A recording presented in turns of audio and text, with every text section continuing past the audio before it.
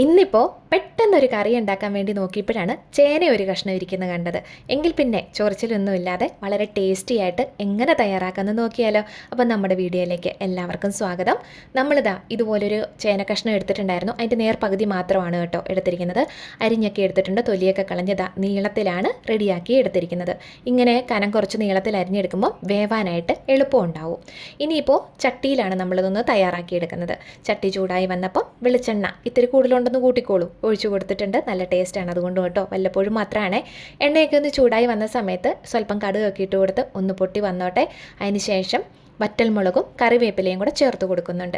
കടുക് പൊട്ടിക്കാൻ ഇടുന്ന സമയത്ത് തന്നെ ഒരു സ്വല്പം ഉഴുന്നുപരിപ്പോ അല്ലെങ്കിൽ കുറച്ച് അരിമണിയോ ചേർത്ത് കൊടുക്കുന്നത് കറിക്ക് സ്വാദ് കയറും കേട്ടോ. അപ്പോൾ ഇനി അതെല്ലാം കൂടെ ഒന്ന് വാടി വന്നതിന് ശേഷം അരിഞ്ഞു വെച്ചിരിക്കുന്ന ചേന കഷ്ണങ്ങളെല്ലാം കൂടെ അതിലേക്ക് ചേർത്ത് കൊടുക്കാവേ. ഇനിയിപ്പോൾ അതിലേക്ക് ഒരു സ്വല്പം പുളിയും കൂടെ പിഴിഞ്ഞൊഴിച്ച് നമ്മൾ കൊടുക്കുന്നുണ്ട്. നല്ല ടേസ്റ്റാണ്. കാരണം എന്താണെന്ന് ബാക്കി വഴിയും കൂടെ പറഞ്ഞു തരാം കേട്ടോ. അപ്പോൾ ചേന വേവാനുള്ള ഒരു സ്വല്പം ഉപ്പും കൂടെ നമ്മൾ അതിലേക്ക് ചേർത്ത് കൊടുത്തിട്ട് തട്ടിപ്പൊത്തി ഒന്ന് മൂടി വെച്ച് പകുതി വേവ് ആകുന്നിടം വരെ റെഡിയാക്കിയെടുക്കാം. പിന്നെ കുക്കറിലിട്ട് വേണേലും വേവിച്ചെടുക്കാം.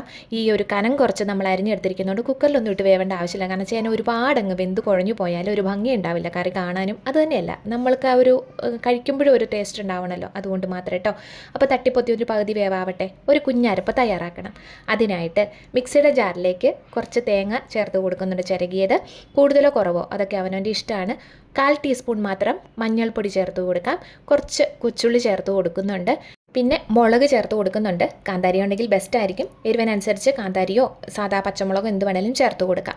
ഒരു 1/2 ടീസ്പൂൺ മിച്ചം മല്ലിപ്പൊടിയും 1/2 ടീസ്പൂൺ പെരുംജീരകവും ചേർത്ത് കൊടുത്തിട്ട് എല്ലാം കൂടെ കൂട്ടി ഒന്ന് ചതച്ചെടുക്കാം. വെള്ളം ഒഴിച്ച് കൊടുക്കരുത്, വെള്ളം ഒഴിക്കാതെ വേണം ഇതുപോലെ ഒന്ന് ചതച്ചെടുക്കാനായിട്ട്. കല്ലിൽ വെച്ചാണെങ്കിൽ ഏറ്റവും നല്ലത്, അല്ലെങ്കിൽ മിക്സിയുടെ ജാറിൽ ഇതുപോലെ ഒന്ന് 1-2 കറക്ക് അതിൻ്റെ ആവശ്യം മാത്രമേ ഉള്ളൂ കേട്ടോ. അപ്പോൾ ഇനി നമ്മുടെ വേവാനായിട്ട് വെച്ചിരുന്ന ചേനയൊന്ന് നോക്കിയാലോ. പകുതിയോളം തന്നെ വെന്തിരിപ്പുണ്ടായിരുന്നേ.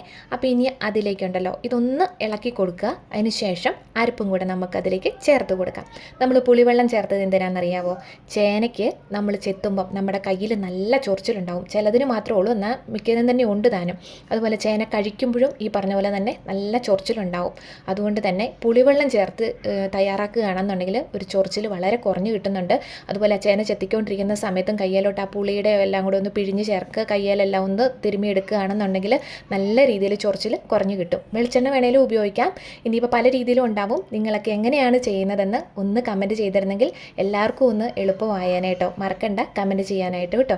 അപ്പോൾ നമ്മളൊരു സ്വല്പം കൂടെ ഉപ്പും കൂടെ ചേർത്തിട്ട് തട്ടിപ്പൊത്തി നമുക്കൊന്ന് ആവി കയറാനായിട്ട് വെക്കാവുന്നതാണ്.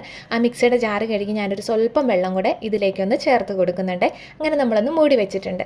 ഒരു 3-4 മിനിറ്റിന് ശേഷം ഒന്നുകൂടെ തുറന്ന് നമ്മൾ എടുക്കുന്നുണ്ട്.